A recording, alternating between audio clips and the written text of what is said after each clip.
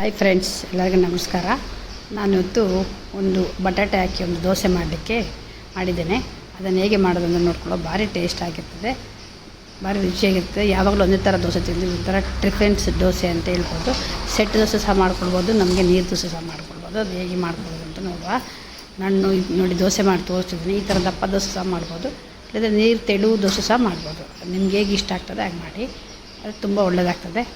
ಕಡ್ದು ಇಡ್ಲಿಕ್ಕೆಲ್ಲ ಇಲ್ಲ, ಆಗೇ ಕಡ್ದು ಆಗಬೇ ಮಾಡ್ಬೋದು. ನಮಗೆ ಬ್ಯಾಟರ್ ರಾತ್ರಿ ಕಡ್ದು ಇಟ್ಟು ಬೆಳಿಗ್ಗೆ ಮಾಡಬೇಕು ಅಂತೇನಿಲ್ಲ. ಅದನ್ನು ಹೇಗೆ ಮಾಡೋದು ಅಂತ ನೋಡ್ಕೊಳ್ಳುವ. ನೋಡಿ, ನಾನು 1 ಲೋಟ ಅಕ್ಕಿ ನೆನೆಸಿಟ್ಟಿದ್ದೀನಿ. ಊಟದ ಅಕ್ಕಿ ಆದರೂ ಸಾಕ್ಬೋದು, ದೋಸೆ ಅಕ್ಕಿ ಆದರೂ ಸಾಕ್ಬೋದು. 1 ಲೋಟ ಅಕ್ಕಿ ನೆನೆಸಿಟ್ಟಿದ್ದೀನಿ. ಇದನ್ನು ಒಂದು 4 ರಿಂದ 5 ಗಂಟೆಗಳು ನೆನೆಸಿಡಿ, ರುಚಿ ಆಗ್ತದೆ. ನೋಡಿ, ಒಂದು ಬಟಾಟೆ ತಗೊಂಡಿದ್ದೀನಿ, ಚಿಕ್ಕ ಬಟಾಟೆ ತಗೊಂಡಿದ್ದೀನಿ. ಅದಕ್ಕೆ ನಾನು ಸಿಪ್ಪೆ ಎಲ್ಲ ತೆಗೆದಿಟ್ಕೊಂಡಿದ್ದೀನಿ. ಸ್ವಲ್ಪ ಕೊತ್ತಂಬರಿ ಸೊಪ್ಪು ಇಟ್ಕೊಂಡಿದ್ದೀನಿ. ಕೊತ್ತಂಬರಿ ಸೊಪ್ಪು ಎಳೆತಾದರೆ ಅದರ ಕಡ್ಡಿ ಹಾಕಿ, ಎಳೆತಿಲ್ಲದಿದ್ದರೆ ಅದರ ಸೊಪ್ಪು ಮಾತ್ರ ಬಿಡಿಸಿ ಹಾಕಿ. ಇದನ್ನೆರಡನ್ನೂ ಸಹ ಹಾಕ್ಕೊಂಡು ನಮ್ಮ ಅಕ್ಕಿ ಮತ್ತು ಕೊತ್ತಂಬರಿ ಸೊಪ್ಪು ಅದನ್ನು ಹಾಕಿ ಚೆಂದ ಮಾಡಿ ಅದನ್ನು ಸಣ್ಣ ನೀರು ದೋಸೆ ಹಾಕಿ ಅದಕ್ಕೆ ಕಡ್ಕೊಂಡು ಬರುವ.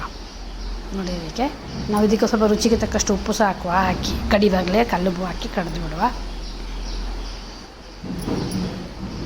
ನೀವು ಮಾಡಿ ನೋಡಿ ಹೇಗೆ ಟೇಸ್ಟ್ ಆಗ್ತದೆ ಅಂತ ನಿಮಗೆ ಗೊತ್ತಾಗ್ತದೆ. ರುಚಿಗೆ ತಕ್ಕಷ್ಟು ಉಪ್ಪು ಸಹ ಹಾಕ್ಬಿಟ್ಟು ಸಣ್ಣ ಚೆಂದ ಮಾಡಿ ಕಡಿಬೇಕಿದು. ನೋಡಿ, ಹೀಗೆ ತೆಳುವಾಗಿ ನಾವು ನೀರು ದೋಸೆ ಹೇಗೆ ಕಡಿತೀವಿ ಹಾಗೆ ಕಡಿಬೇಕು. ಹಾಗೆ ಕಡಿದು ಇದಕ್ಕೆ ನೋಡಿ ಸ್ವಲ್ಪ ನಾವು ಪ್ಲೈನ್ ಸಹ ಮಾಡ್ಬೋದು. ನಾನು ಸ್ವಲ್ಪ ತರಕಾರಿ ಹಾಕಿ ಮಾಡ್ತಾಯಿದ್ದೀನಿ, ಬೆಳಗ್ಗೆ ಒಳ್ಳೆಯದಾಗ್ತದೆ ಅಂತೇಳಿ. ನೋಡಿ, ಇದಕ್ಕೆ 1 ಕಾಯಿ ಮೆಣಸು, 1 ಕ್ಯಾರೆಟು, 1 ಈರುಳ್ಳಿ, 1 ಕ್ಯಾಪ್ಸಿಕಮ್ ಹಾಕಿದ್ದೇನೆ. ಇದನ್ನಿಷ್ಟನ್ನು ಸಹ ಹಾಕಿ ಅದು ಬ್ಯಾಟರಿಗೆ ಮಿಕ್ಸ್ ಮಾಡ್ಕೊಂಬಿಡುವ. ಒಳ್ಳೆ ಒಂದು ಮಿಕ್ಸ್ ಮಾಡೋದು. ನಾವು ಎಂಥ ಸಹ ಹಾಕೋದು ಬೇಡ, ಅದಕ್ಕೆ ನೀರು ಸಹ ಚೆಂದ ಬರ್ತದೆ. ಭಾರಿ ಟೇಸ್ಟ್ ಆಗ್ತದೆ. ನೀವು ಒಂದ್ಸಲ ಖಂಡಿತವಾಗಿ ಟ್ರೈ ಮಾಡಲೇಬೇಕು.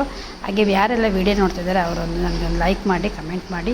ಹಾಗೆ ಸಬ್ಸ್ಕ್ರೈಬ್ ಮಾಡಿದ್ರೆ ನೋಡ್ತಿದ್ದಾರೆ, ಸಬ್ಸ್ಕ್ರೈಬ್ ಮಾಡಿ ಸಪೋರ್ಟ್ ಮಾಡಿ.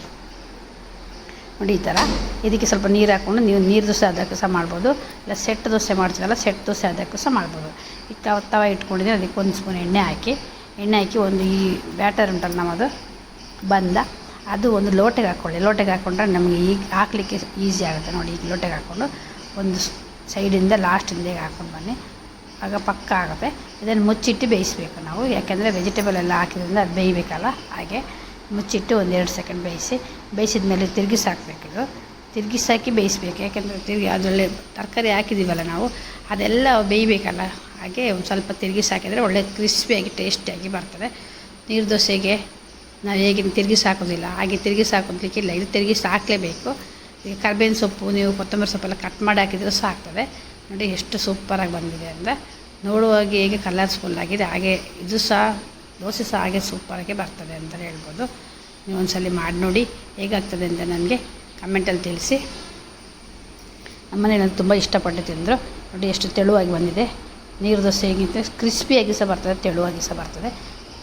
ನೀವು ಸಹ ಮಾಡಿ ನೋಡಿ ಹೇಗಾಗ್ತದೆ ಅಂತೇಳಿ. ಇದಕ್ಕೆ ತೆಂಗಿನ ಎಣ್ಣೆ ಹಾಕಿ ಸಹ ಇನ್ನೂ ರುಚಿ ಆಗ್ತದೆ.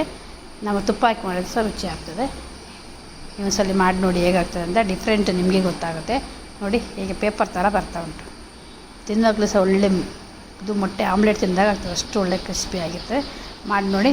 ನನಗೆ ಕಮೆಂಟ್ ಮಾಡೋದಂತ ಮರೀಬೇಡಿ, ಒಂದು ಲೈಕ್ ಕೊಡಿ. ಸಬ್ಸ್ಕ್ರೈಬ್ ಮಾಡಿದ್ರೆ ಸಬ್ಸ್ಕ್ರೈಬ್ ಮಾಡಿ. ಇನ್ನೊಂದು ವೀಡಿಯೋದೊಂದಿಗೆ ಮತ್ತೆ ಬರ್ತೀನಿ. Thank you for watching.